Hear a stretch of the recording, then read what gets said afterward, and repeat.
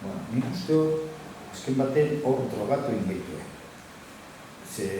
Transizioa dala eta ez dala, eta pausuka emun digute gauzak, baina ez digute dana, eta ez digute askatasun guztia, Horregon dire traba batzu, baina ikusten da, mentalizatu dute egok jendea inmodu batean, eta, box ere hor dago.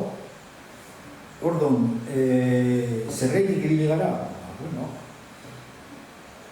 Nik ez daukat kapazitatea hori baloratzeko, baina nik uste dut movimento politikoak ere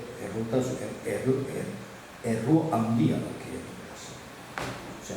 Zartzen dire, euren gauzak inmediato, zein dira arazoak, eta batez be batzutan, oain ikusten da mesela, el politikerismo puede a la política.